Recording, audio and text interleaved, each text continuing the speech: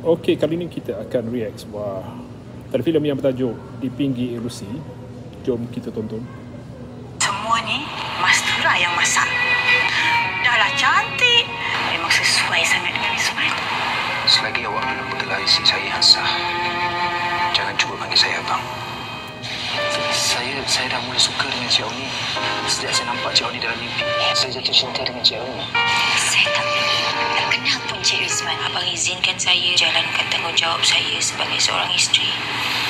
Tapi selama ini saya tak pernah anggap pun awak sebagai isteri. Bukannya susah nak cari pelukis terkenal macam Cik Rizman ni. Tapi saya datang ni bukan nak bergaduh. Saya cuma nak bagi amaran. Jangan ganggu Auni lagi. Sebuah misteri cinta yang penuh dengan ilusi dan penyesalan. Saksikan Di Pinggir Ilusi dalam slot panggung Sabtu 8 November pukul 9 malam. Mewarnaimu hanya di TV1.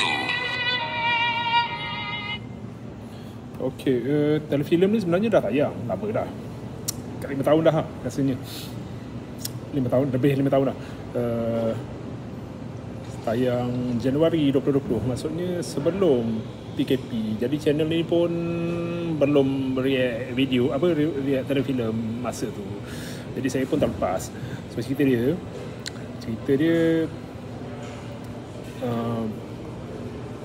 pasal Rizman rasanya lakonan Azhan Rani, yang merupakan seorang pelukis yang adalah nampak scene dia melukis tadi, yang mempunyai segalanya, termasuklah wang ringgit, rumah yang besar dan kereta mewah. Namun di kala umurnya lewat 40-an, dia masih belum berkahwin kerana sikapnya yang terlalu cerewet. Kakak Rizman cuba menjodohkan adiknya dengan Mas Tura yang pada mulanya ditolak kerana dia telah jatuh cinta dengan gadis cantik yang selalu hadir dalam mimpinya. Gadis cantik ni siapa? Rasa Jasmine Suraya kot, atau dia kahwin dengan Aisyah Azman, pelakon tapi wataknya nama Mas Tura. Gadis cantik hadir dalam mimpi. Rizman akhirnya bersetuju setelah didesak oleh kakaknya, dan sebab tu hari perkahwinan, gadis yang selalu hadir dalam mimpi Rizman muncul di hadapannya. Apakah yang terjadi kepada Rizman dan Mas Tura?